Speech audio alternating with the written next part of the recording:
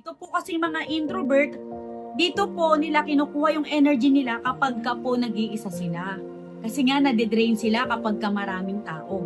Yung mga extrovert naman, nakukuha po nila yung lakas po nila sa ibang tao. O pag nakikipag-connect po sila sa ibang tao, nakikipag-usap sila sa ibang tao, mas sumisigla at lumalakas sila. So yun po yung una, kung saan kinukuha ng isang tao yung kanyang lakas. Pansinin nyo po, ikaw mga ka-birds, kung halimbawa ba na ikaw is nakikipag-usap sa ibang tao, mas ginaganahan ka ba? Mas gusto mo bang may kausap ka?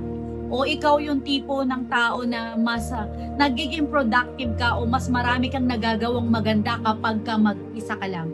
So yan po yung napakadaling example ng introvert at extrovert na kung saan yan po yung unang-unang pinagbasihan ng letter na I and E. Mapupunta ka sa category ng extrovert kapag ikaw yung tipo ng tao na mahilig sa party, mahilig sa meeting, mahilig magpunta kung saan maraming tao, nag-i-enjoy sa maraming tao. O kung nabubuhay ang taong ito nang nakikipag-usap sa tao. Ganun pa man, parang hinang-hina siya kapag hindi siya nakikipag-usap sa tao. Kaya ito, nung panahon ng pandemic, yung mga extrovert na nanatili sa bahay naghihinayan kapag walang kausap.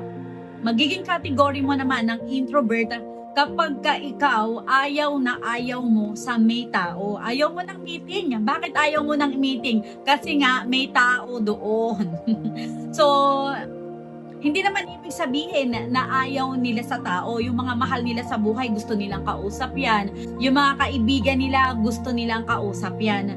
Yun na nga lang, habang nangyayari yung mga bagay na yan, talaga namang unti-unting nauubos yung kanilang lakas. Bumabalik yung kanilang lakas kapag sila is nag-iisa na. Dahil nanggagaling yung lakas nila tanging sa pag-iisip nila. Opo.